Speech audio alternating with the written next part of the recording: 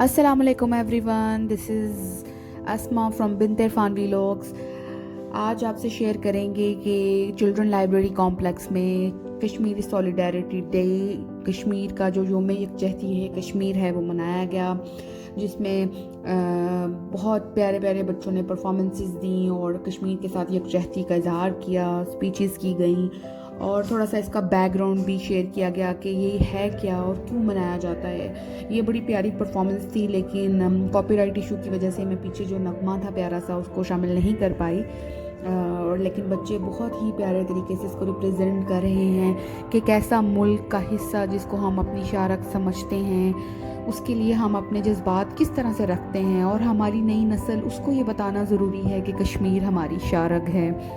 یہی دعا ہے کہ کشمیریوں کو بھی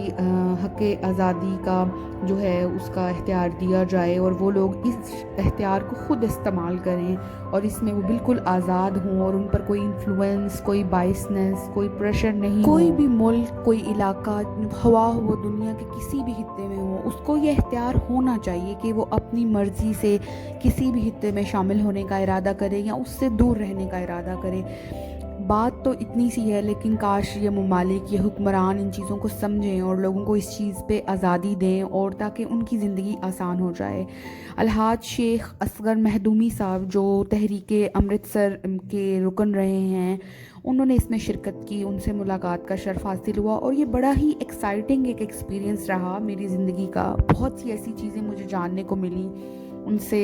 ان کی باتیں سن کے، اور انہوں نے اپنی نئی نسل کو ان چیزوں سے آگاہ کیا۔ وہ بتا رہے تھے کہ جو لوگ تحریک امرتسر میں شامل تھے ان میں سے چند ایک لوگ ہی اب حیات ہیں، باقی سب اس دار فانی سے کوچ کر چکے ہیں، اور اتنے وہ ایموشنل ہو گئے اس وقت کو یاد کرتے ہوئے کہ ان کی آنکھوں سے آنسو بھی جاری تھے۔ بہرحال بات یہ ہے کہ قربانیوں کو سمجھنے کی ہمت یا قربانیوں کو سمجھنے کا جو وہ ایک جذبہ ہے نا، وہ انہی لوگوں میں ہوتا ہے جو قربانیاں دیتے ہیں۔ جو لوگ اس جذبے سے، اس چیز سے بہت دور ہیں، ان کو کیا معلوم کہ قربانی کیا ہے، قربانی کیسے دی جاتی ہے، اور وہ کون لوگ تھے جنہوں نے قربانیاں دیں۔ اصغر مخدومی صاحب نے کچھ ایسی انفارمیشن میں اضافہ کیا جس کے بارے میں پہلے نہیں جانتی تھی، اور مجھے لگتا ہے کہ بہت سی میری آڈینس، بہت سے لوگ اس بارے میں پہلے نہیں جانتے ہوں گے کہ پاکستان کے پرچم میں جو ہلال ہے، وہ جو چاند ہے، اس کا رخ درست نہیں ہے۔ وہ بتا رہے تھے کہ جب پاکستان بنا تو قائد اعظم میں اس میں جو حلالی چاند ہے اس کا جو ہونا ہے وہ ستارہ اور چاند آنا تھا، لیکن یہ انہوں نے زوال پذیر چاند جو ہے وہ پرنٹ کر دیا ہوا ہے، اس کی ڈائریکشن ٹھیک نہیں ہے۔ اور وہ یہی بتا رہے تھے کہ سپریم کورٹ میں اس بارے میں ان کا کیس چل رہا ہے، اور ہمیں اپنے پرچم کی عزت اور احترام کے لیے اس کا درست جو رخ ہے نا وہ رکھنا چاہیے چاند کا۔ بہرحال لیٹس پرے اینڈ ہوپ کہ ہماری سب چیزیں بہتری کی طرف ہی گامزن ہوں۔ اس کے علاوہ انہوں نے بتایا کہ کس طرح سے جب پاکستان بنا تو خزانہ بالکل خالی تھا، تو کیسے ربر سٹیمپس کے ساتھ وہ چیزیں بنائی گئیں، کیسے پوسٹل سٹیمپس بنائی گئیں، اور قائد اعظم کے بڑے قریبی ساتھیوں میں سے وہ ایک تھے،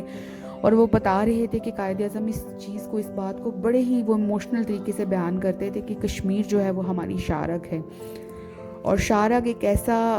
حصہ ہوتا ہے جس کو ہم اپنے جسم سے، اپنی چیز، اپنے ایک اس سے جدا نہیں کر سکتے، تو کشمیر پاکستان سے کیسے جدا ہو سکتا ہے۔ یہاں پہ دیکھیے میں نے اٹیچ بھی کیا ہے کہ وہ پرنٹ آؤٹ جو وہ لے کے آئے تھے کہ پاکستانی پرچم کا درست رخ یہ ہے، دیکھیے یہ اس طرح سے ہونا چاہیے۔ بہرحال جو ہمارے پرچم میں اس طرح سے یہ نہیں ہے، آئی ہوپ کہ یہ چیزیں بہتر ہو جائیں، کیونکہ یہ جو ہے یہ زوال پذیر چاند ہے جو بیسیکلی پرچم میں ہمارا ڈسپلے ہوا ہوتا ہے، اور قائد اعظم نے 1 جولائی کو جو جاری شدہ جتنے بھی سکے تھے نا جن کے اوپر یہ زوال پذیر چاند تھا، ان کو منسوخ کرنے کا حکم صادر فرما دیا تھا۔ بہرحال اس یہ جو نوٹیفیکیشن تھا اس پر کافی انفارمیشن ہے جو مخدومی صاحب نے وہاں پر سب موجود آڈینس کو دی، اور انہوں نے ہماری انفارمیشن میں بہت اضافہ کیا۔ ہم نے اپنے ملک سے واپس وہ تھوڑا سا محب وطن زیادہ بنانے کی بھی کوشش کی۔ آئی جسٹ ہوپ اینڈ پرے کہ ہمارے کشمیری بہن بھائیوں کو ان کے جو ہے نا آزادی کا اختیار دیا جائے، اور ان کو اپنی مرضی سے کسی بھی حکومت میں شامل ہونے کا اختیار دیا جائے، تاکہ وہ ایک اچھی زندگی گزار سکیں، اور ہماری آنے والی نسلیں جو ہیں وہ پیار محبت کے ساتھ رہنا سیکھیں، خوشی کے ساتھ رہنا سیکھیں، اس دعا کے ساتھ کہ پھر ملیں گے۔ اپنا خیال رکھیے گا، اللہ حافظ۔